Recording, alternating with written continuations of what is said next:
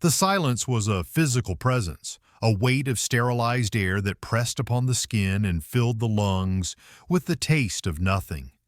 It was the first thing Subject 734 had known and the only thing he had ever been promised.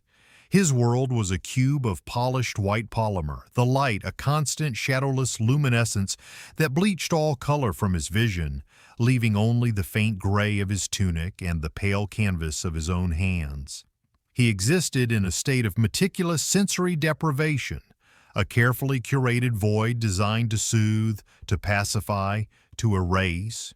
The Institute called it a controlled environment, a sanctuary. He knew in some deep, unarticulated part of his being that it was a cage, a very clean cage. His days were measured not by sun or moon, for he had never seen either, but by the soft, almost imperceptible hum of the nutrient dispenser and the gentle hiss of the atmospheric regulators cycling the air. Time was a flat line, a continuous present tense without the texture of memory or the shape of anticipation. He did not remember a before. He could not imagine an after. There was only the white room, the gray tunic, and the silence. Today, the silence was different. It was thinner, stretched taut over an undercurrent of something else. A vibration in the floor, a subtle shift in the air pressure that spoke of an arrival. He sat on the edge of his cot, his posture perfect, his hands resting on his knees, palms up, as he had been taught, awaiting instruction. The door to his cell was not a door in the traditional sense, but a seamless section of the wall that would dematerialize with a sound like ice cracking. It had been 3.7 cycles since it had last opened. He had counted the hums of the dispenser. He was a good subject, compliant, quiet. The data logs would reflect this, they always did. The wall shimmered, dissolving into a fine mist of light particles that dissipated before they could touch the floor. Standing in the aperture was a figure who was not a standard orderly, not a technician in their sterile blues. This man was a disruption of the room's stark geometry. He was tall, dressed in a severe charcoal gray coat that absorbed the light rather than reflecting it. His presence was a stark vertical line against the unending horizontal plane of 734's existence. He was the antithesis of the room. He was Dr. Aris Thorne, the alpha scientist, the architect of this place and everything in it. 734 did not know his name, but he knew his designation. Alpha. The word itself was a pressure change in the room, a low thrum of authority that resonated in the bones. The man stepped inside, and the door rematerialized behind him, sealing them in together. The silence returned, but now it was charged, heavy with the man's stillness. He did not speak. He simply observed, his eyes a pale, analytical gray, the color of a winter storm over a frozen sea. They moved over 734 with a detached curiosity, cataloging, assessing. 734 remained perfectly still, his breathing even, his heart rate a steady metronomic beat he had been conditioned to control. He was an object under inspection, a variable awaiting a function. Then the man took another step forward, and the carefully constructed vacuum of 734's world shattered. A scent. It was the first scent he had registered in. He could not remember how long. His olfactory senses, long dormant under layers of chemical suppressants and the sterile air, were suddenly violently awakened. It was not a smell manufactured in a lab, not the antiseptic tang of the nutrient paste or the faint ozone of the purifiers. This was complex, layered, alive. It smelled of ozone after a lightning strike, of cold stone slick with rain, of something deeply terrestrial and wild that had no name in his vocabulary. It was sharp and clean, but beneath it there was a darker, warmer current, a trace of something musky and profoundly unsettling. It was the scent of power, of command. It was the scent of alpha. The sensation was a physical blow. It bypassed his conscious thought and struck something primal and buried within him, A tremor ran through his body, a violent, involuntary shudder that broke his conditioned stillness. His carefully controlled heart rate stumbled, then began to race, a frantic drum against his ribs. The Alpha's gaze sharpened, a flicker of interest in those cold, gray eyes. He had seen the reaction. Of course he had. He missed nothing. "Subject 734, the man said. His voice was like his scent, a low, resonant baritone that seemed to vibrate in the very air, calm and precise. It held no warmth, only the crisp, cutting edge of intellect. Your stasis is concluded. You have been selected for a new protocol." 734 did not respond. He could not. The scent was coiling in his lungs, a foreign invader that was rewriting his cellular code. The suppressants in his system, the dull, thick blanket that had smothered his instincts for as long as he could remember, were fighting a losing battle against this intrusion. He could feel a strange heat uncurling in his belly, a phantom ache that was both terrifying and strangely familiar. The doctor tilted his head, a gesture of clinical inquiry. The initial readings indicated a near-total nullification of omega-specific biological markers. Your pheromonal receptors should be functionally dormant, and yet you are reacting. He took another step closer. The scent intensified and 734's breath hitched. He felt a desperate, humiliating urge to recoil, to press himself into the wall, to make himself smaller. At the same time, another deeper instinct stirred, an instinct to lean into it, to breathe it in, to understand it. The contradiction was nauseating. He was not an asset. He was not an experiment. For a fleeting, terrifying moment, he was something else, something alive. "This is an anomaly," Dr. Thorne stated, his voice devoid of emotion. "An interesting one." He reached out, not to touch, but to scan. A thin band of blue light emanated from a device on his wrist, sweeping over 734's body, recording the frantic, chaotic data of his biological revolt. Heart rate, 132. Skin temperature, elevated. Pheromonal output, negligible but present. A trace, a ghost. "The protocol's objective is to study the foundational mechanics of the bond," the doctor continued, his focus on the data streaming onto his wrist display, to isolate it from emotional and psychological contamination, to create a purely symbiotic connection based on optimal genetic compatibility. Your profile, 734, makes you the ideal subject, a blank slate. But 734 was no longer blank. The scent had written something on him, a single searing word he did not understand. He looked at the man, truly looked at him, past the gray coat and the cold authority. He saw the sharp line of his jaw, the faint lines of concentration etched between his brows. He saw a man who believed in control, in data, in the elegant purity of a system. A man who sought to dissect the soul and label its parts.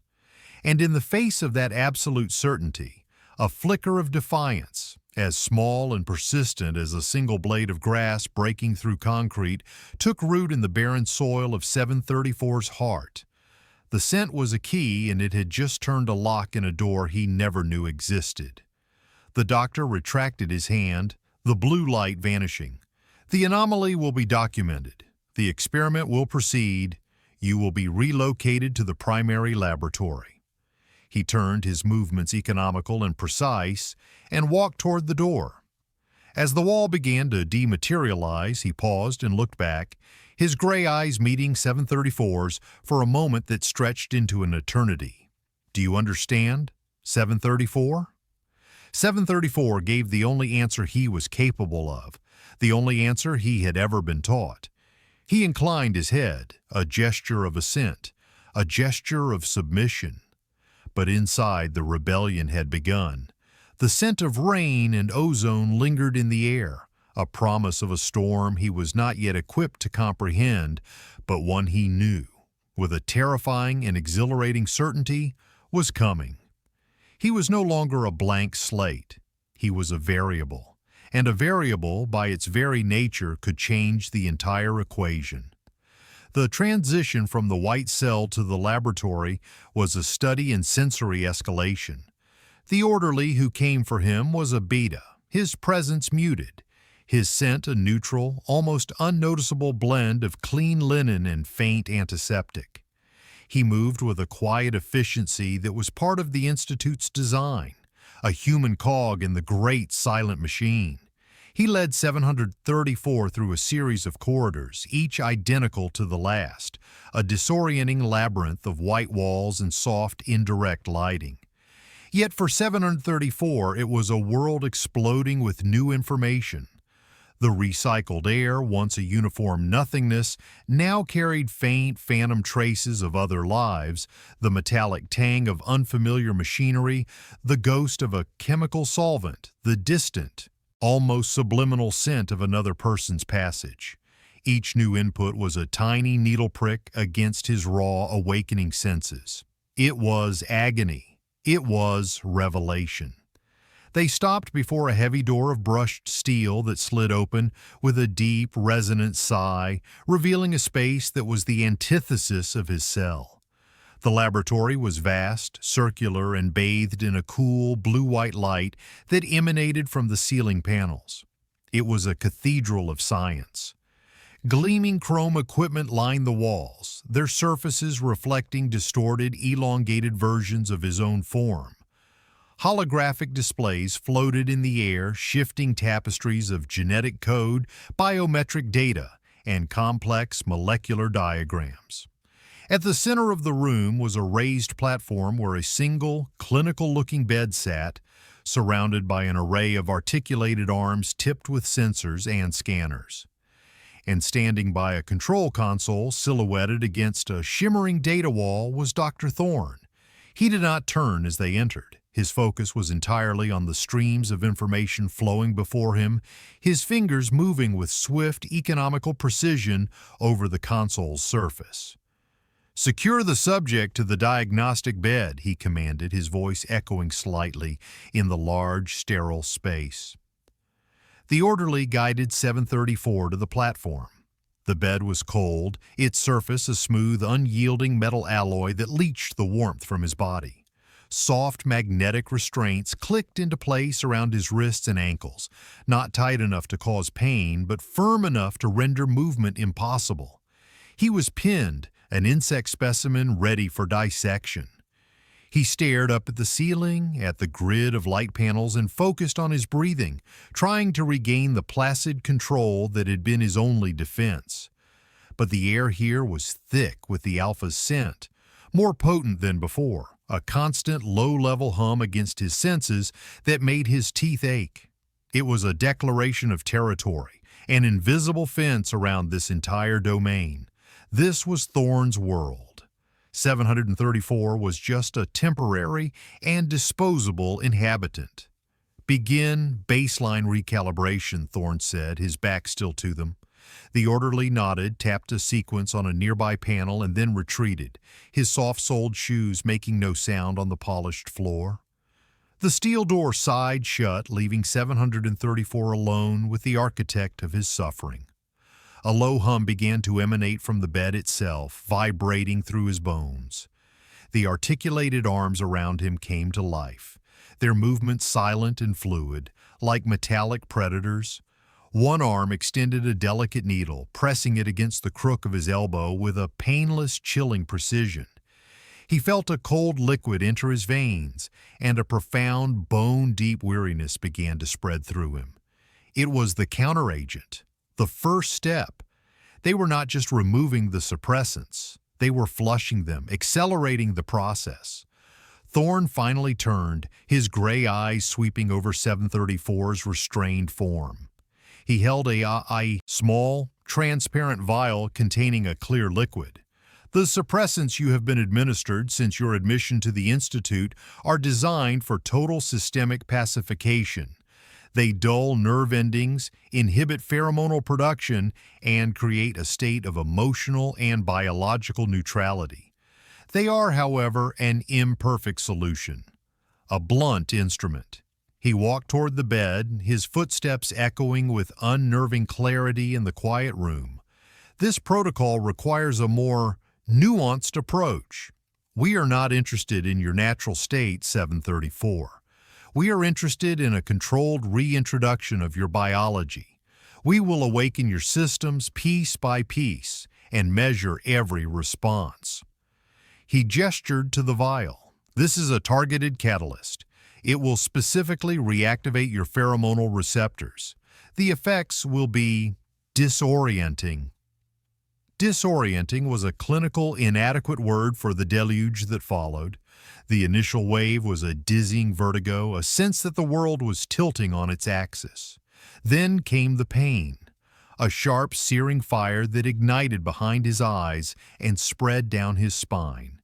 It felt as if every nerve ending in his body was being simultaneously stripped bare and set alight. He gasped, his back arching against the restraints, a strangled cry catching in his throat. He had been conditioned against sound, against displays of distress. But this was a primal, involuntary agony that his training could not contain. Through the haze of pain, Thorne's scent, which had been a persistent background note, exploded into a symphony of overwhelming detail. He could suddenly parse its individual components with excruciating clarity.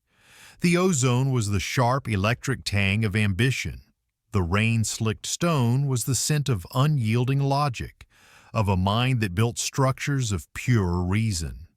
And the musk, the dark, warm current beneath it all, was the terrifying, undeniable scent of dominance, of an alpha at the absolute peak of his power. It was too much. It was everything. Thorne was watching him, his expression unchanged, a mask of dispassionate observation. He was holding a datapad, his thumb making minute adjustments. Subject's heart rate is peaking at 180. Adrenal response is off the charts. Neurological activity shows extreme distress signals. Fascinating. The receptors are not just reactivating, they are hypersensitive. He made another adjustment on the pad. A soft mist, barely visible, sprayed from a nozzle in the ceiling, settling over 734. The scent in the room intensified tenfold. It was Thorne's scent, aerosolized, concentrated, a direct assault. 734 choked, his lungs seizing. The scent was no longer just an external stimulus. It was inside him, coating his tongue, filling his head, a suffocating, intoxicating poison. He felt a deep, shuddering tremor begin in his core, a biological imperative so powerful it threatened to shatter his sanity. His body, his long-dormant Omega biology, was screaming a single, desperate word. Alpha.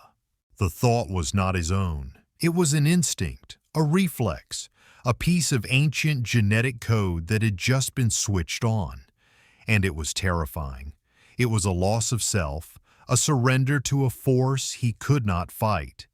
He squeezed his eyes shut, trying to retreat into the white void of his mind, but there was no escape. Thorne's scent was there too, a phantom presence imprinted on his very thoughts. Vocalizations noted. Thorne's voice cut through the fog of pain and instinct. Pupil dilation is at maximum. The subject is experiencing a full-spectrum pheromonal shock. The initial hypothesis is confirmed. A system kept in prolonged dormancy does not atrophy.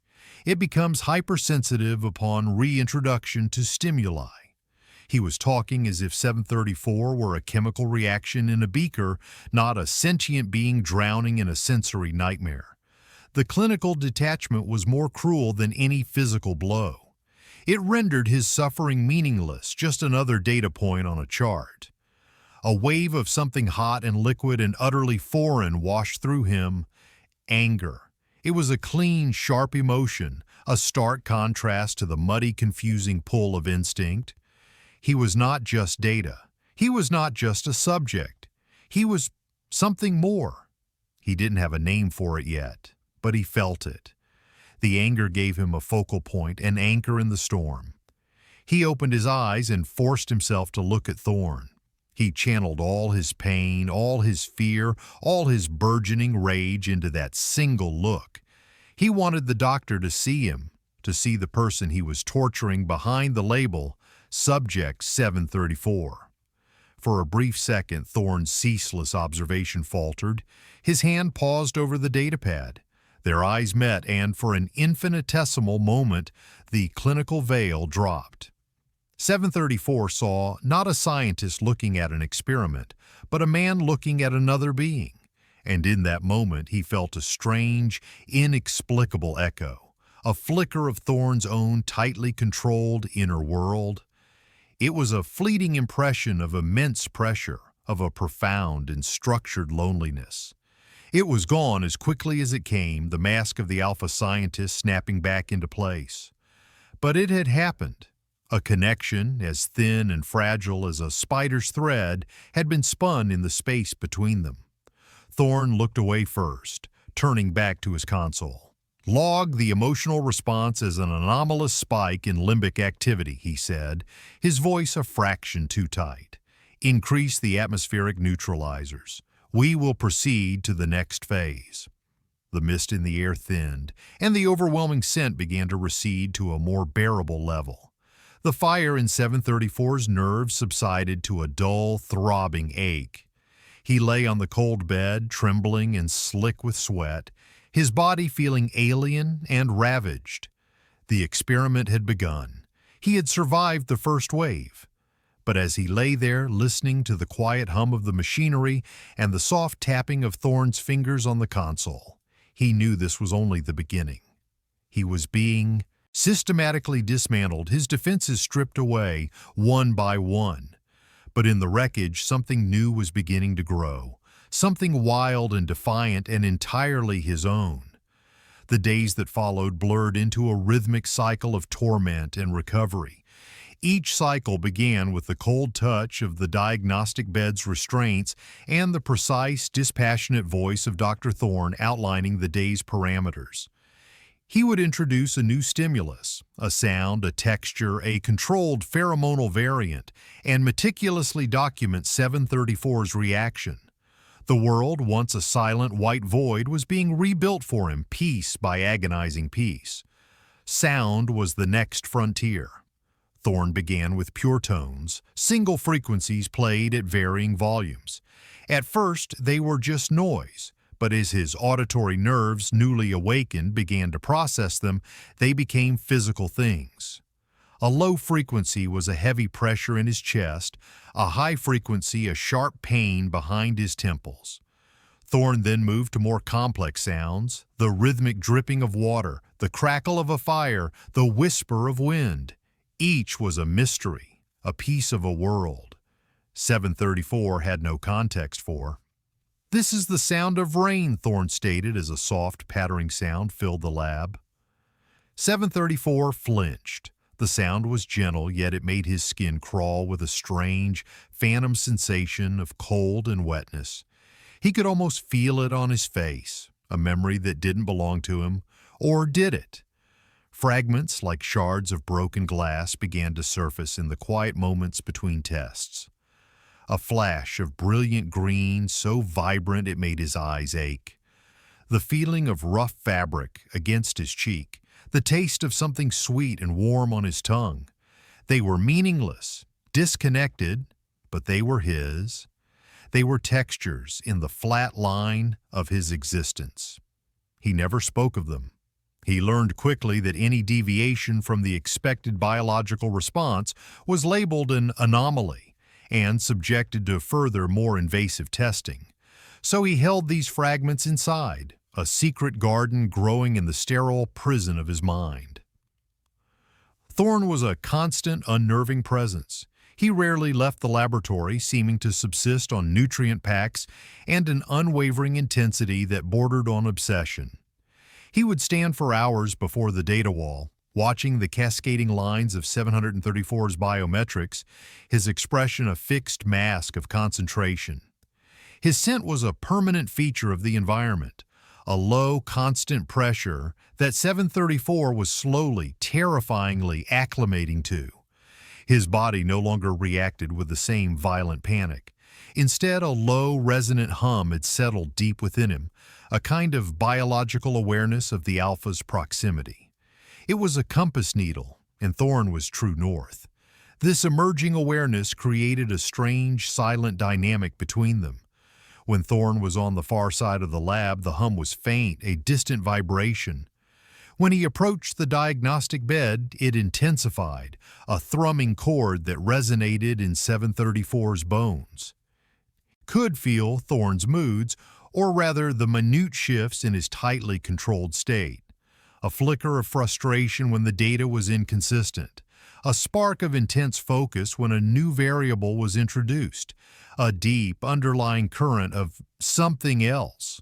A profound stillness that felt like a carefully banked fire.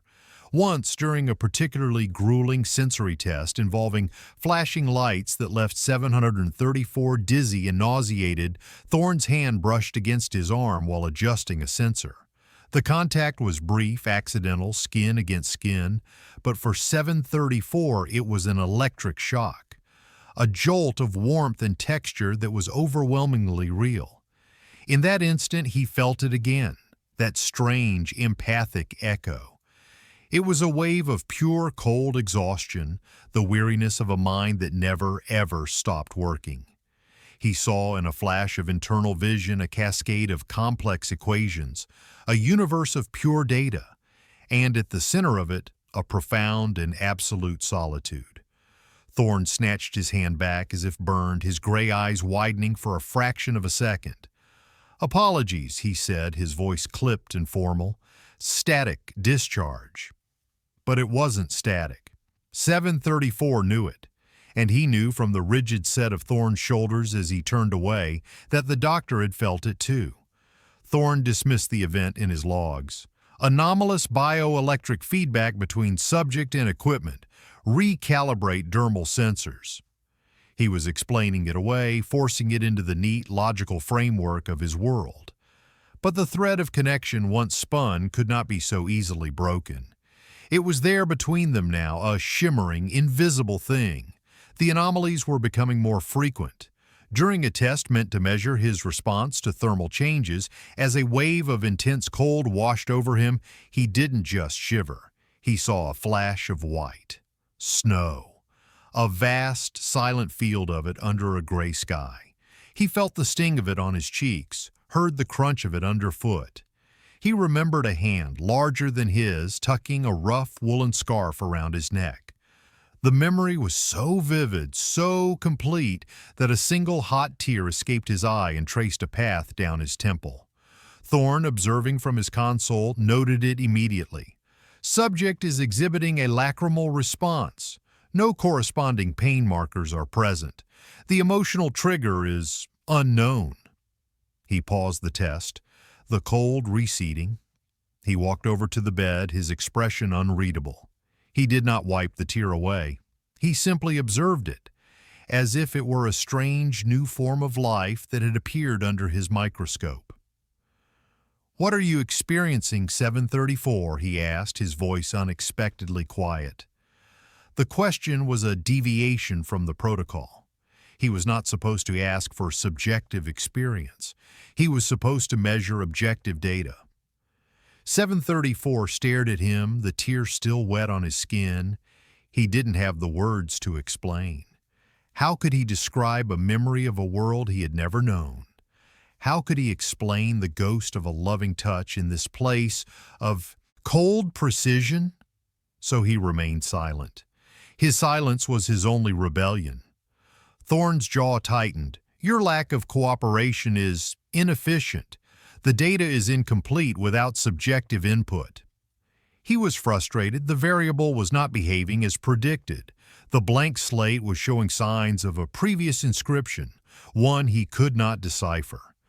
That night, locked back in a new, slightly larger observation cell adjacent to the lab, 734 held the memory of the snow close. He replayed it in his mind, trying to grasp the feeling of the woolen scarf, the identity of the person whose hand had been so gentle. He had a name, he thought. The idea was a revelation. He wasn't subject 734. He was someone. He had a name. It was on the tip of his tongue, a ghost of a sound. K. He couldn't grasp the rest of it, but it was a start. It was a seed. He was not just a collection of responses. He was not a failed Omega specimen. He was a person, and his past was not an anomaly to be logged and dismissed. It was a part of him that the Institute had tried and failed to erase. He fell asleep to the distant rhythmic hum of the laboratory, the ever-present scent of the alpha, a strange sort of lullaby. And for the first time, he dreamed in color. He dreamed of a world beyond the white walls, a world of snow and green grass, and an endless open sky. He dreamed of a life that had been stolen from him, and in his dream he heard a voice call his name. Kalen. The name was an anchor. Kalen. It settled into him, a solid core of identity in the swirling chaos of the experiments.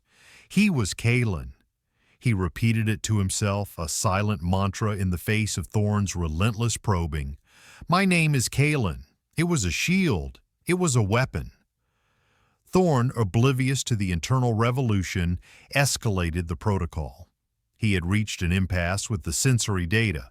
The subject's responses were becoming unpredictable, tainted by what he termed memory contamination. He decided to move to the core of the experiment, a direct, controlled exposure to his own undiluted alpha pheromones to simulate the initial stages of a bond. He believed that by overwhelming Kalen's system with a pure biological signal, he could bypass the anomalous emotional responses and record the foundational mechanics he sought. Today's test will measure the neurochemical cascade of a proximity-induced Omega response, Thorne announced, his voice crisp and clinical. He stood before a sealed environmental chamber within the main lab. You will be placed inside. I will then introduce a concentrated sample of my pheromones into the chamber's atmosphere. We will monitor your physiological and neurological reactions. The chamber was a glass cage, just large enough for a single person to stand. As Kalen was led inside, the glass door hissing shut behind him, he felt a familiar wave of claustrophobia. But this was different from his cell. Here, he was on display. Thorne stood on the other side of the glass, a god observing his creation, his face partially obscured by the reflection of the lab's data screens. He held up a small sealed ampule of golden liquid, his own essence, distilled and weaponized. Commencing test, Thorne said, his voice now coming through a speaker in the chamber. He slotted the ampule into a port, and with a soft hiss, the vaporized contents began to fill the small space. It was the scent of rain and ozone and dominance, but magnified 1,000 times. It was a physical force, a crushing pressure that drove the air from Kalen's lungs. His knees buckled, and he braced himself against the glass wall to stay upright. The world outside the chamber dissolved into a blur of light and color. His entire consciousness narrowed to a single point, the alpha on the other side of the glass. The instinct that had terrified him before now returned with the force of a tidal wave. It was a deep, cellular yearning, a biological command to submit, to yield, to seek the source of that overwhelming power. His body trembled, his breath coming in ragged gasps. He could feel his own dormant biology roaring to life, a desperate, answering call to the alpha signal. A faint, sweet scent, the ghost of blooming nightshade and ginger, began to emanate from his own skin, the first true expression of his Omega nature. Thorne's eyes widened. He leaned closer to the glass, his clinical detachment warring with a raw, visceral reaction. He could smell it, even through the filters. He was getting the data he wanted, a pure, unprecedented biological response. But it was too much, too fast. Kalen's heart rate, displayed on the monitor behind Thorne, was a frantic, unsustainable spike. Red lights began to flash on the console. Subject experiencing acute cardiac distress. Warning, systemic shock imminent. Thorne's hand flew to the control panel, ready to purge the chamber. But he hesitated. This was the precipice, the moment of purest data. And then it happened. As Kalen's vision began to tunnel, the overwhelming sensory input triggered something deep in his mind. The fragmented memories, the flashes of snow and green coalesced. The scent of the alpha, this specific scent of rain and cold stone, was the key. It wasn't just an alpha scent. It was the alpha scent. The glass chamber melted away, replaced by a memory so vivid it was real. He was small, a child, hiding behind a sofa in a room filled with warm yellow light. The air smelled of wood smoke and baking bread. Outside, rain lashed against the windows. The front door burst open. Two figures in the gray uniforms of the Institute's enforcers stood silhouetted against the stormy night. And behind them, a third man. Tall, impassive, his face pale in the flashes of lightning. He didn't wear a uniform, but a dark, severe coat. And from him rolled a scent that filled the warm little room with a chilling authority. The scent of rain and ozone, the scent of Dr. Aris Thorne.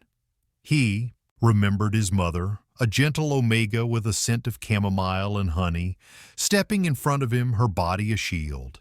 He remembered his father, a broad-shouldered beta standing his ground, his voice low and firm. He remembered the alpha scientist, Thorne, saying a single quiet word to the enforcers. Secure the assets. He remembered his mother's scream as she was pulled away. He remembered the cold, clinical gaze of the scientist falling upon him in his hiding place. There was no malice in it, no cruelty, just a calm, detached assessment, as if he were cataloging a new piece of equipment. The memory shattered, and Kalen was back in the glass chamber screaming. It was not a sound of pain, but of pure, undiluted rage and grief. He slammed his fists against the glass, the name he had just reclaimed a raw wound in his throat. You, he choked out, his voice hoarse. You took them. You took them from me. He stared at Thorne, his vision blurred by tears, but he saw him clearly. He saw the man from his memory, the man who had destroyed his world. On the other side of the glass, Thorne froze. The subject's words, his accusation, made no logical sense. It was impossible. And yet, at the exact moment Kalen screamed, Thorne felt a psychic blow, a vicarious wave of such profound terror and loss that it staggered him. He felt the phantom memory of his mother's touch being ripped away. He felt the suffocating fear of a small child watching his world burn down. It was Kalen's agony. But for a terrifying, disorienting second, it was his own. His carefully constructed walls of logic and detachment crumbled to dust. He was no longer a scientist observing data. He was a man staring at the ghost of his own actions. He slammed his hand on the emergency purge button. The gas was instantly evacuated from the chamber, replaced by a flood of cool, neutral air. The glass door slid open and Kalen collapsed onto the lab floor sobbing, his body racked with the violence of his rediscovered grief. Thorne stood over him, his heart pounding in his chest, his own scent turning sharp with shock and something that felt disturbingly like fear. He looked at the trembling figure on the floor, no longer subject 734, the blank slate, the ideal variable. He saw a boy whose family he had ordered taken, a boy whose life he had systematically erased, a person, Kalen. The experiment to isolate the bond from emotion had just created the most powerful emotional connection Thorne had ever experienced, and it was built on a foundation of his own forgotten cruelty. The irony was a blade twisting in his gut. The system of order he had dedicated his life to was built on this, on the quiet, efficient destruction of lives. His life's work was a lie, and the proof of it was crying at his feet. The silence that descended upon the laboratory was heavier and more profound than any that had come before. It was a silence filled with the wreckage of the past, a vacuum where the neat certainties of Thorne's world had once been. Kalen's sobs subsided into ragged, exhausted breaths, his body curled into a protective ball on the cold, polished floor. He was no longer looking at Thorn, but through him, his eyes fixed on a past that was now terrifyingly present. Thorn did not move. He was paralyzed, caught between the ingrained protocols of his position and the visceral, undeniable truth of Kalen's memory. The echo of the boy's grief still resonated within him, a phantom limb he could not stop feeling. Secure the assets. The phrase, one he had uttered thousands of times, had always been a clinical abstraction. It was the language of the Institute, designed to sanitize reality, to turn people into inventory. Now the words were acid in his mind. He saw the face of the Omega woman, defiant and terrified. He saw the Beta man, his jaw set in useless resistance. He had not remembered them, not specifically. They were one of countless designations, a line of code in a procurement file, an insignificant data point in the grand project of societal perfection, until now. Slowly, mechanically, Thorn turned from Kalen and walked to his primary console. His movements were stiff, robotic. He brought up a secure archival database, one that required multiple levels of clearance, his own biometric signature being the final key. His fingers, usually so swift and certain, fumbled for a moment on the holographic keys. He typed in a designation, Subject 734. The file appeared, a cascade of sterile data, biological markers, psychological evaluations, a history of compliance. It was a file he knew intimately, but he ignored all of it, navigating to a sealed subfolder labeled Acquisition. He pressed his thumb to the scanner.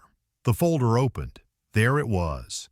Acquisition Order 34 Gamma, a family unit designated for biological trait harvesting and resocialization. An Omega female, a Beta male, and one Omega male offspring. The reason for acquisition, the Omega child displayed a rare genetic marker for high-level pheromonal sensitivity, making him a prime candidate for the nullification program. Prime candidate. Blank slate. At the bottom of the order was a digital signature, crisp and undeniable. Dr. Eris Thorn. He stared at his own name, the architect of this boy's entire life of suffering. He had signed the order. He had set the machine in motion. He remembered the day vaguely, a flurry of administrative tasks, a series of decisions made based on pure, cold data. The child's genetic potential had been exceptional. An opportunity for research that could not be wasted. He had condemned a family without a moment's thought, all in the name of progress, all in the name of control. He closed the file, the holographic screen dissolving, leaving him staring at his own reflection in the dark console. The face that looked back was a stranger's. The calm, composed features seemed like a mask, hiding a void he had never dared to look into. His entire identity was built on the premise of logic, of a higher purpose that justified any action. He improved the human condition by removing its flaws, emotional volatility, unpredictable attachments, the chaos of love and grief. He was a surgeon, cutting away the diseased parts of society to save the whole. But looking at Kalen, at the raw, undeniable humanity of his pain, Thorn felt for the first time that he was the one who was diseased. His detachment was not a strength. It was a pathology. His control was not order. It was a brutal act of repression, writ large upon the world. He turned back to the boy on the floor. Kalen had pushed himself into a sitting position, his arms wrapped around his knees, his gaze distant. He looked small and fragile against the vast, gleaming machinery of the lab. He was the ghost at Thorn's feast of progress. Kalen, Thorn said. The name felt foreign and heavy on his tongue. It was the first time he had used it.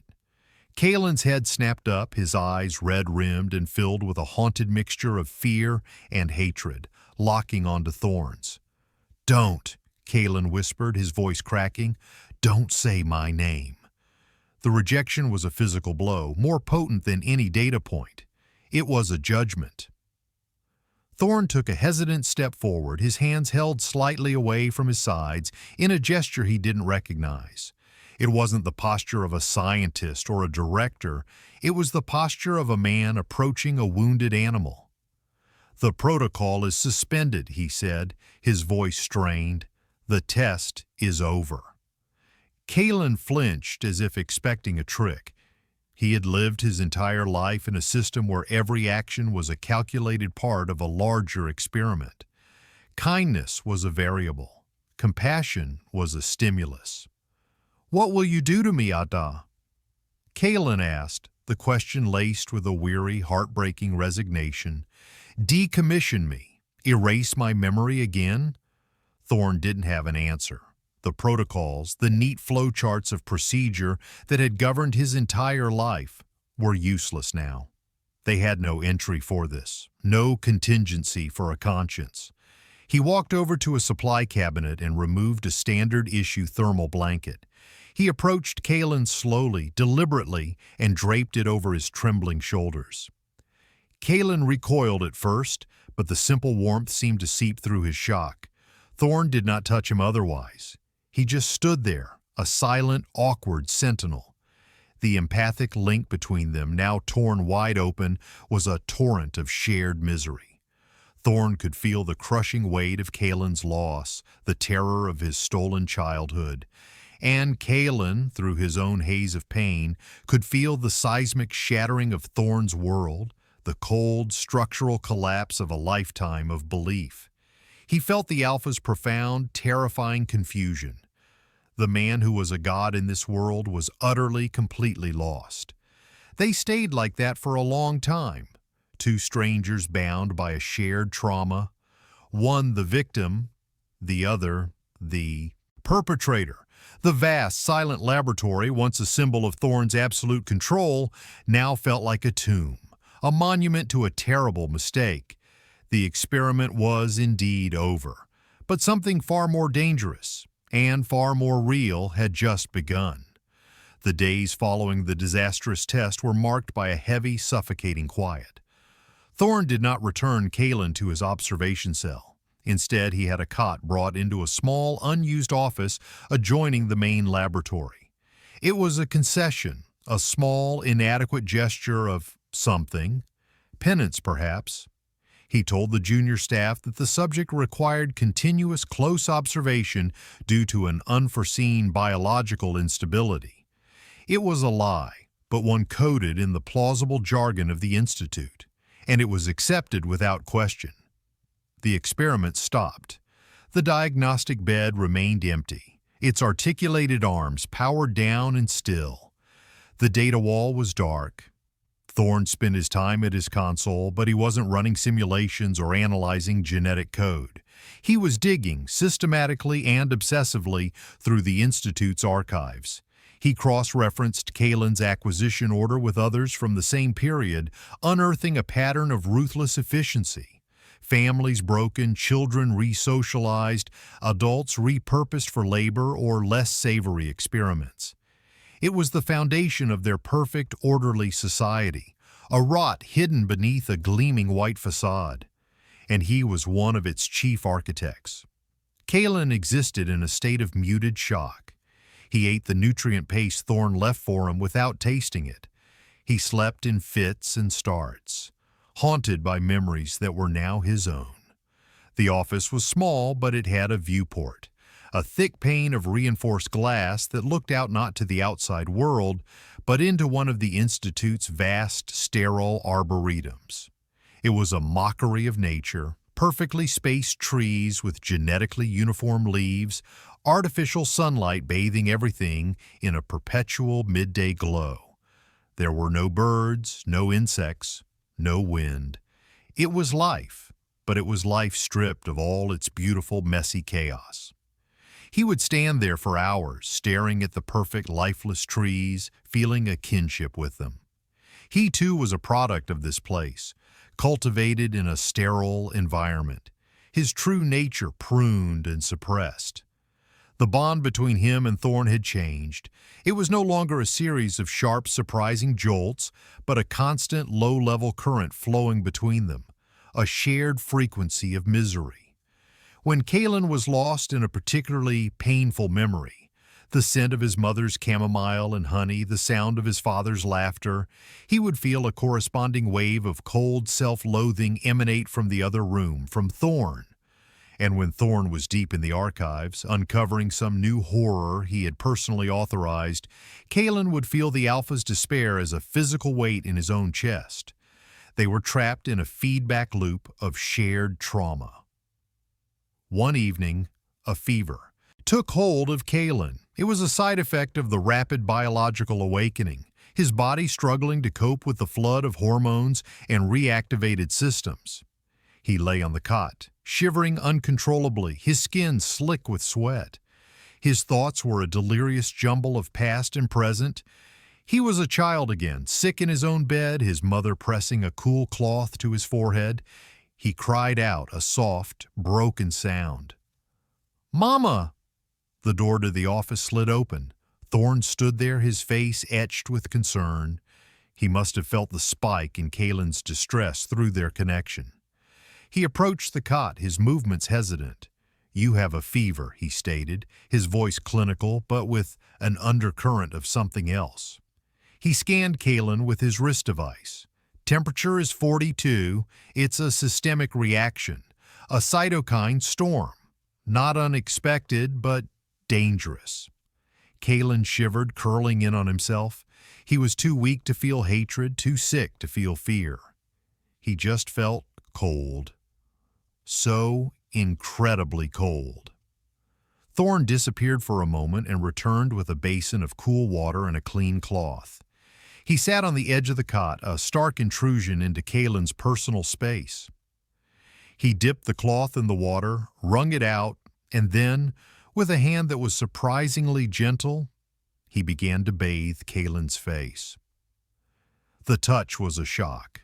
It was the first time Thorn had touched him with anything other than clinical intent. This was not the hand of a scientist adjusting a sensor. It was the touch of another person, offering comfort. Kalen's eyes fluttered open. He looked up at Thorn, at the lines of exhaustion and guilt carved into his face. In the dim light of the office, the formidable alpha scientist looked human. He looked broken. "Why?" Kalen whispered, his voice raspy. The question hung in the air between them, heavy with 1,000 unspoken meanings. "Why did you take them? Why are you doing this now?" Thorn stopped, the cloth held motionless in his hand. He looked down at Kalen, and for the first time his gray eyes held no artifice, no detachment. They were filled with a profound, desolate regret. "I believed in the system," he said, his voice low and raw. "I believed that individual suffering was a necessary price for collective stability. I saw people as variables in an equation for a perfect society. It was a logical, elegant, and monstrously wrong assumption." He resumed bathing Kalen's forehead, his touch deliberate, almost reverent. "I can't give you back what I took. I cannot undo what I have done. All I can do is this." As he worked, a strange thing happened. Thorn's scent, that powerful, overwhelming scent of rain and ozone, began to change. The sharp edges softened. A new note emerged, something Kalen had never detected before. It was subtle, a scent of remorse and a deep, aching loneliness. It was the scent of a man surrendering his own defenses. In response, Kalen's own fledgling Omega scent, the faint fragrance of nightshade and ginger, began to bloom, not in fear or submission, but in a strange, instinctual impulse to soothe. The two scents mingled in the small room, weaving together, creating a new, complex fragrance that spoke of their shared pain and this fragile, emerging truce. The fever raged for 2 days. Thorn did not leave his side. He tended to him with a quiet, relentless dedication, changing the cloths, forcing nutrient broth past his lips, monitoring his vitals. He did not speak much, but his presence was a constant, solid thing.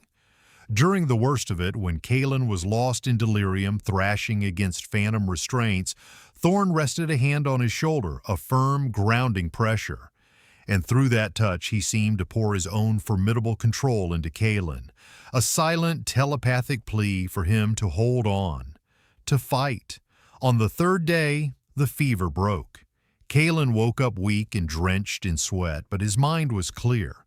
Thorne was asleep in a chair beside the cot, his head slumped forward, his face pale with exhaustion.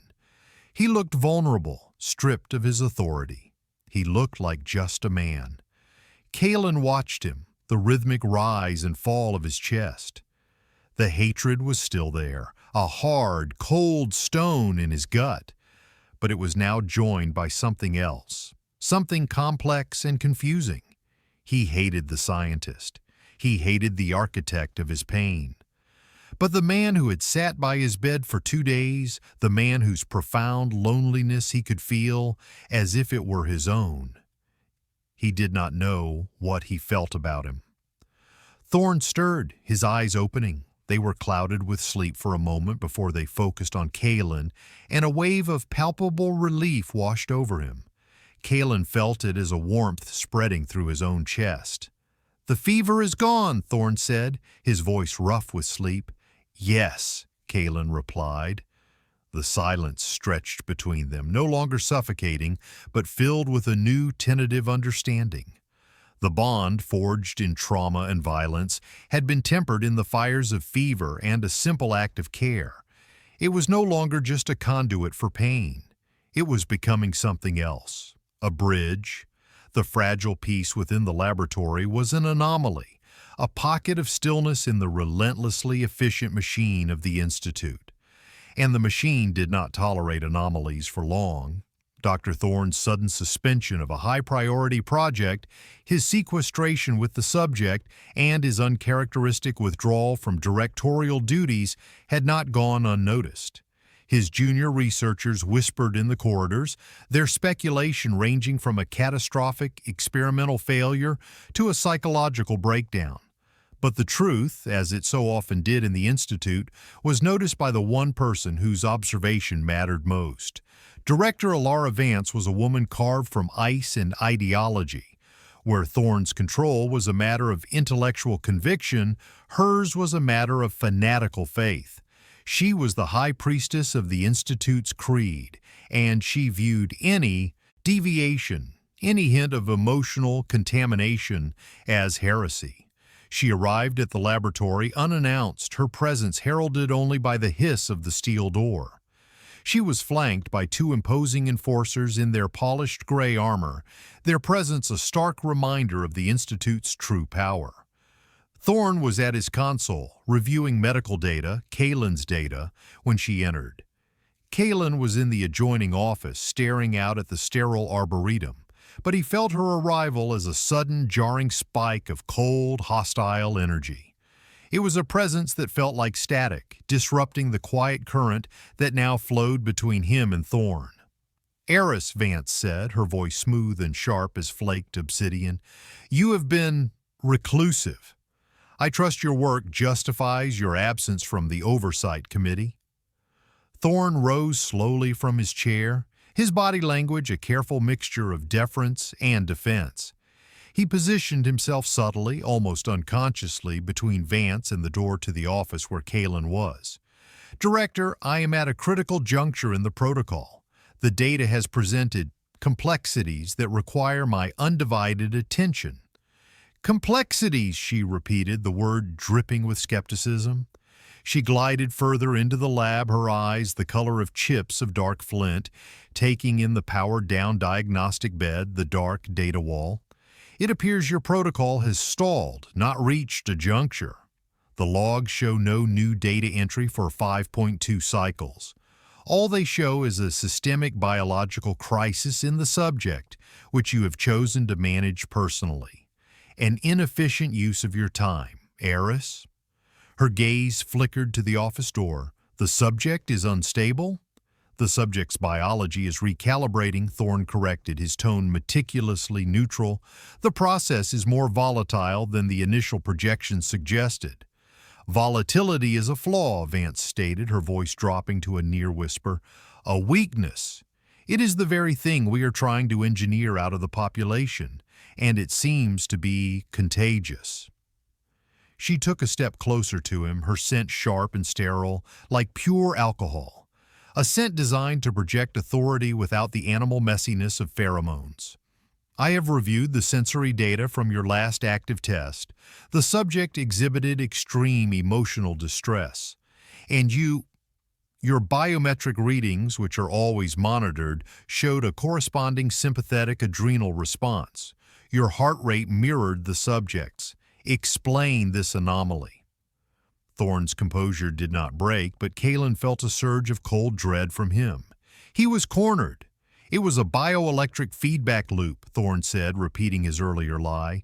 An equipment malfunction. Vance smiled, a thin, bloodless stretching of her lips. It was a terrifying sight. You have always been a brilliant liar, Aris. You build entire worlds out of them. But data does not lie. The empathic transference was clear. Your experiment has failed. It has not isolated the bond. It has created a flawed, emotionally contaminated one. You have compromised yourself. You have compromised the project. She circled him slowly, like a predator inspecting its prey. The purpose of the Institute is to create order, to eliminate the chaos of sentiment. You, of all people, should understand that. You have allowed a flawed specimen to infect you with its weakness. Her gaze settled back on the office door, and her voice became hard as steel. The experiment is terminated. The subject is a failed asset. It will be decommissioned. Its genetic material and all relevant data will be archived, and the specimen itself will be humanely incinerated. Decommissioned. Incinerated. The word struck Kalen like physical blows. He pressed his back against the wall of the office, his heart hammering against his ribs. He was nothing to her, a failed product to be disposed of. Through the bond, he felt Thorne's reaction. It was not a flash of anger or a surge of fear. It was a profound seismic shift, a deep tectonic grinding as the final pillars of his old world collapsed. He had built this system. He had written the protocols for decommissioning failed assets. He had signed the orders, and now that same merciless logic was being turned on Kalen. No, Thorne said. The word was quiet, but it filled the vast laboratory with its absolute, unyielding weight. Vance stopped circling. She raised a perfectly sculpted eyebrow. I beg your pardon. I said no, Thorne repeated, turning to face her fully. The deference was gone. His posture was no longer defensive. He stood taller, his presence filling the space, the full, formidable power of his alpha designation rolling off him in palpable waves. The scent of rain and ozone filled the air, but now it carried the electric charge of a gathering storm. The subject is not a failed asset.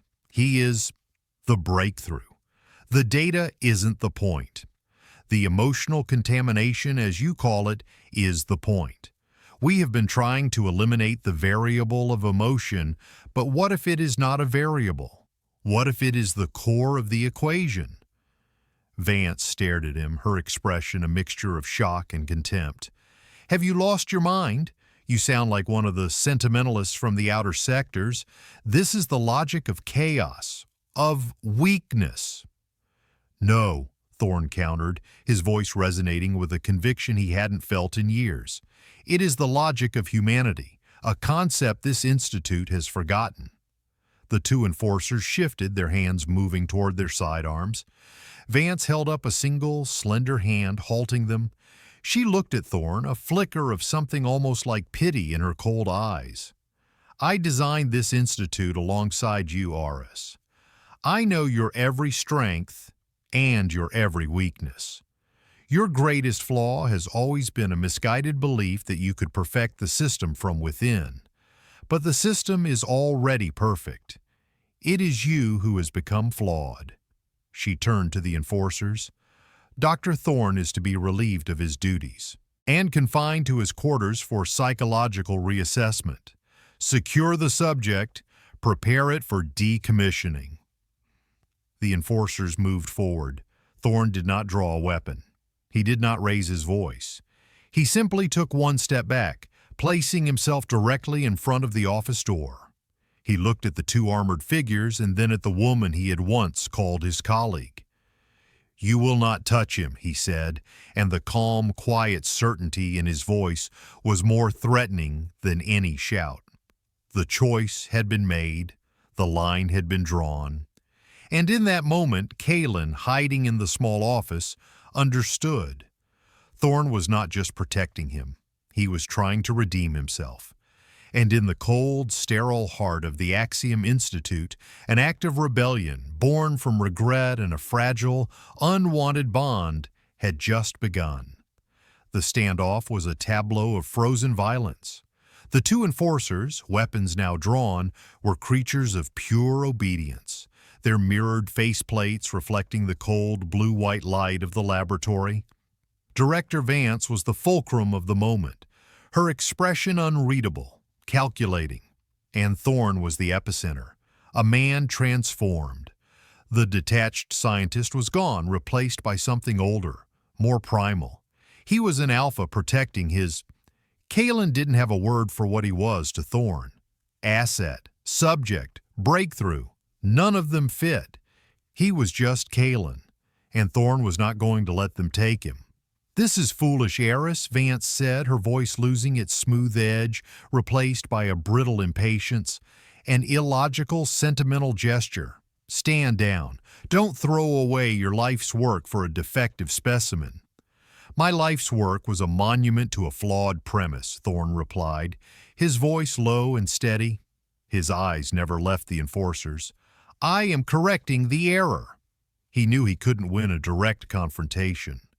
The enforcers were armed and armored. He was not. His only weapon was his mind, his intimate knowledge of the very system he was now defying. He had designed the security protocols for this entire wing.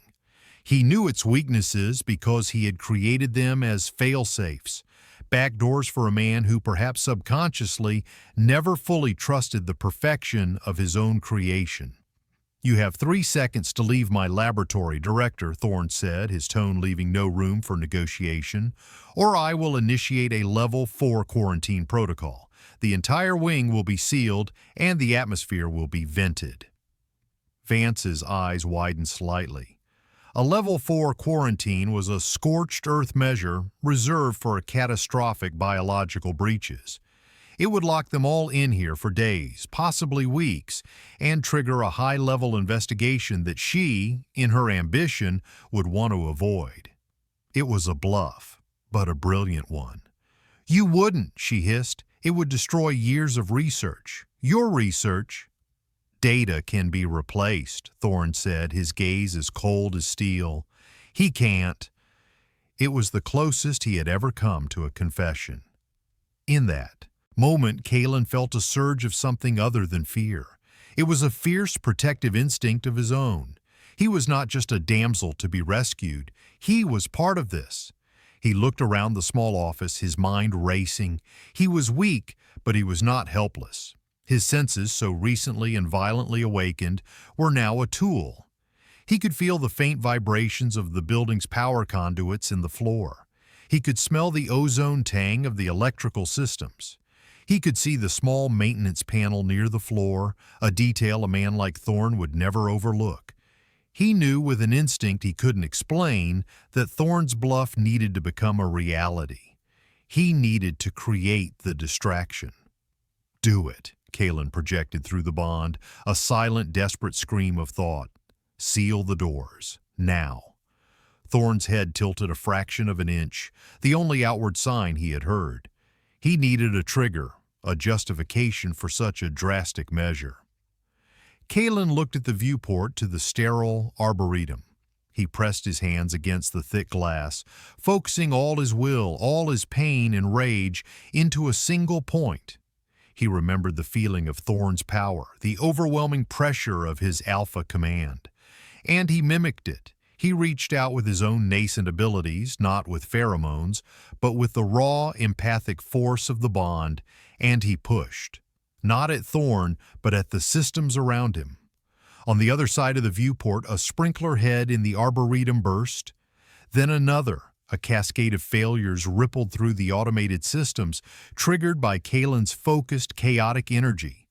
Alarms, shrill and piercing, began to blare throughout the wing. Red lights flashed, bathing the laboratory in a hellish crimson glow. Warning! Environmental systems failure in Sector Gamma. Containment breach imminent. The automated voice was calm, female, and utterly terrifying. Vance and the Enforcers were momentarily stunned by the sudden chaos. It was the opening Thorn needed. With lightning speed, he lunged for his console, his fingers flying across the holographic keys, inputting a string of override commands. Quarantine initiated, he said, his voice ringing with grim finality. Heavy steel blast doors slammed down with deafening finality over the laboratory entrance, the windows, and every access point. The alarms cut off, replaced by the deep, resonant hum of the lockdown. They were sealed in. Vance spun on him, her face a mask of fury. "You fool! What have you done?" "I've bought us time," Thorn said, turning from the console. He looked not at Vance, but at the office door. "Kalen, come out."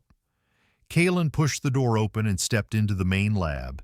He stood beside Thorn, facing the director and her guards. They were a strange, unlikely pair. The architect of the system and its most damaged product united against their own creation. The two Enforcers raised their weapons, the threat now immediate and deadly. "Kill the subject, subdue the doctor," Vance commanded, her voice shaking with rage. But Thorn was prepared. "Now," he said, his voice a low command meant only for Kalen. Kalen closed his eyes and reached out again, not with force this time, but with a fine, delicate touch. He felt the energy flowing through the Enforcer's armor, the complex electronics that controlled their weapons and life support. He found the frequency of their internal comm systems and flooded it with pure white noise, a shriek of static that would be deafening inside their helmets. At the same time, Thorn tapped a final command into his wrist device. The lab's primary lighting grid shorted out, plunging the room into near total darkness, illuminated only by the faint, eerie red glow of the emergency beacons. The Enforcers cried out in pain and confusion, disoriented by the sensory assault. In the chaos, Thorn moved. He was not a fighter, but his movements were precise and economical. He grabbed a heavy metal stool and swung it with calculated force against the knee joint of the first Enforcer, who went down with a cry of pain and a clang of armor. He ducked under the wild, unfocused aim of the second, closing the distance. Kalen, meanwhile, focused on Vance. He didn't touch her, but he projected his own terror, his own memories of loss and grief directly into her mind. He showed her what it felt like to be a small boy hiding behind a sofa, to watch your world be torn apart. For a woman who had spent her life suppressing all emotion, the sudden, violent influx was a psychic cataclysm. She staggered back, her hands flying to her temples, a strangled gasp escaping her lips. The second Enforcer recovered his balance and lunged for Thorn, but Kalen was there. He threw himself at the armored man's legs, a desperate, clumsy tackle that nonetheless succeeded in throwing him off balance. The Enforcer crashed to the floor, his helmet striking the console with a sickening crack. He lay still. Thorn turned to face the first Enforcer, who was struggling to rise. But there was no fight left in him. He looked at Thorn, then at the incapacitated Vance, and slowly, deliberately, he lowered his weapon. The immediate threat was over. In the pulsing red gloom of the sealed laboratory, Thorn and Kalen stood amidst the wreckage of their rebellion, breathing heavily. They had won the first battle, but they were trapped, deep in the heart of the enemy's fortress, with the entire weight of the Institute about to come crashing down on them. Thorn went to Vance, who was slumped against a wall, her eyes wide with a horror that was not entirely her own. He gently removed a keycard from her uniform. "There is one way out," he said, his voice low. "A service tunnel. It was designed for emergency evacuation of the core genetic samples. It leads to the Undercity." He looked at Kalen, his expression grim. "It won't be easy. And the world outside, it's not like this. It's not sterile. It's not controlled." Kalen nodded. He got fear warring with a wild, terrifying surge of hope. He looked at the blast doors that sealed them in, and then at Thorn. "I'm not afraid of chaos," he said, and for the first time his voice was steady, strong, and entirely his own. "I was born in it." The path to the service tunnel was a descent into the Institute's forgotten bowels. Thorn led the way, the director's keycard granting them access to a series of maintenance corridors and dusty, disused stairwells that smelled of stale, recycled air and old metal. The pulsing red emergency lights gave way to a sparse, utilitarian gloom, broken by the occasional flickering work light. The silence here was different from the sterile silence above. It was the heavy, oppressive silence of neglect, of places and things deemed unimportant by the grand, gleaming machine they served. They moved quickly and quietly, the only sounds their soft footsteps and ragged breathing. The bond between them had become a lifeline, a silent, efficient form of communication. A surge of alarm from Kalen would warn Thorn of a distant sound. A wave of calm, focused intent from Thorn would guide Kalen's path in the darkness. They were a single, coordinated unit, their movements synchronized by a connection forged in mutual desperation. As they descended, the pristine white polymer of the upper levels gave way to raw, unfinished concrete, stained with rust and grime. Kalen ran his hand along the rough, cold wall, marveling at the texture. It was real. It was imperfect. He had spent his life in a world of seamless, polished surfaces. This raw, ugly reality was in its own way beautiful. The tunnel entrance is behind a reinforced blast door in the sub-level 3 cryo storage unit, Thorn explained in a low whisper, his breath pluming in the cold air. The door is not on any of the main schematics. Only Vance and I knew of its existence. It was our final contingency. "A way to save the research if the Institute fell," Kalen guessed. "A way to save ourselves," Thorn corrected, the words edged with a self-loathing that was sharp and bitter. "We always built escape routes.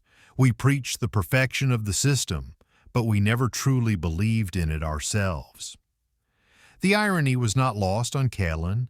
The architects of this perfect cage had always kept a key for themselves. They reached the cryo-storage unit, a vast, cavernous chamber filled with rows upon rows of tall, stainless steel tanks, each humming with a low, powerful thrum. Frost covered the floor in a fine, white powder, and their breath froze in the air. The tanks held the Institute's future, a genetic arc of pure DNA, embryos frozen in time, waiting for the world to be cleansed of its imperfections. It was a library of stolen lives. At the far end of the chamber, hidden behind a bank of humming machinery, was a plain, featureless steel door. Thorn pressed the keycard against a nearly invisible panel. With a deep groan of protesting metal, the door slid open, revealing a gaping black maw. A wave of new air, a new world of scent washed over them. It was damp and earthy, smelling of wet soil, of decay, of moss, and of something else. The faint, distant tang of a million lives being lived in close, chaotic proximity. It was the scent of the Undercity. It was the scent of freedom. Kalen breathed it in, and it was like taking his first true breath. It was overwhelming, complex, and utterly intoxicating. It was the smell of life itself. "Once we are through, I can seal it from the other side," Thorn said, "but they will eventually find a way to cut through. We will have a few hours head start at most." He stepped through the doorway, then turned and offered a hand to Kalen. Kalen looked at the offered hand. It was the hand that had signed the order that destroyed his family. It was the hand that had adjusted the sensors that tortured him. It was the hand that had gently bathed his fevered brow. He hesitated for only a second before taking it. Thorn's grip was firm, warm, and grounding. He pulled Kalen through into the darkness, and together they heaved the heavy door shut. A series of thick mechanical bolts slammed into place, the sound echoing down the tunnel with a deafening finality. They were out. They were free. And they were utterly, terrifyingly alone. The tunnel was rough-hewn, carved directly out of the bedrock beneath the Institute. Water trickled down the walls, and the ground was uneven and slick. They had only Thorn's wrist device for light, its thin blue beam cutting a small, nervous path through the oppressive darkness. For Kalen, the sensory deprivation of his cell had been replaced by a new kind of sensory overload. The constant drip of water, the scuttling of unseen things in the shadows, the feeling of the damp, cold air on his skin, it was a world of raw, unfiltered sensation. He stumbled, his body unaccustomed to the uneven terrain. Thorn's hand shot out, steadying him. "Easy," he murmured. "Your equilibrium is calibrated for perfectly level surfaces. You will have to learn to walk again." It was true.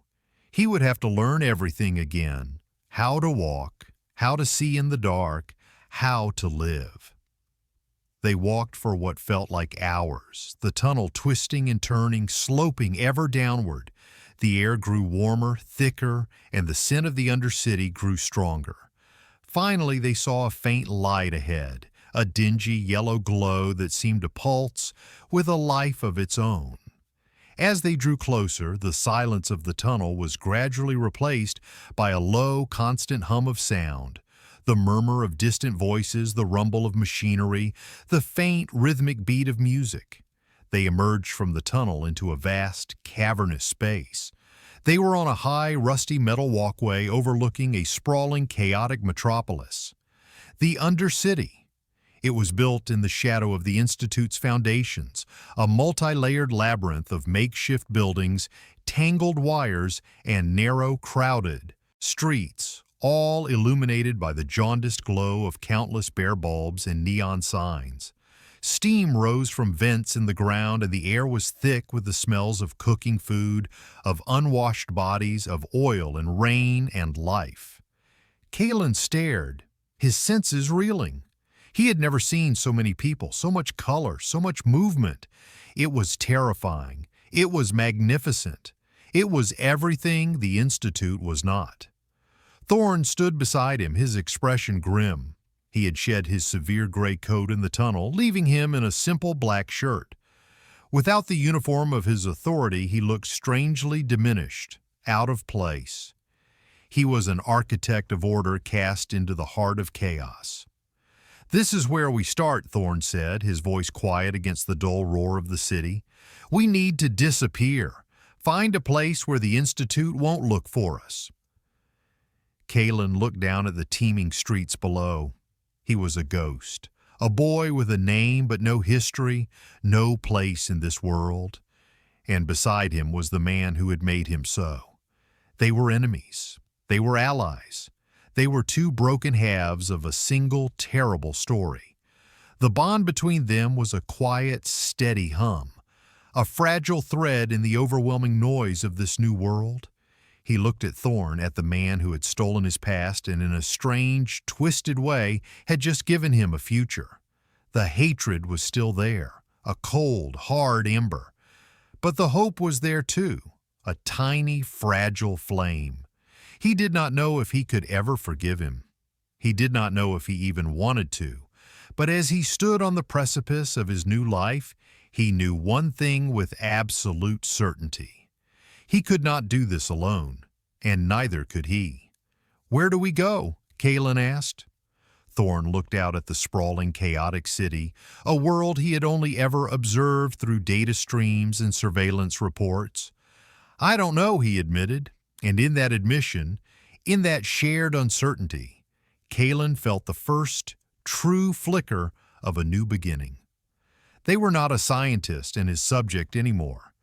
They were just two men, lost and free, taking their first steps into a world they would have to build together. The rain began to fall, a real rain this time, not a sound effect in a laboratory.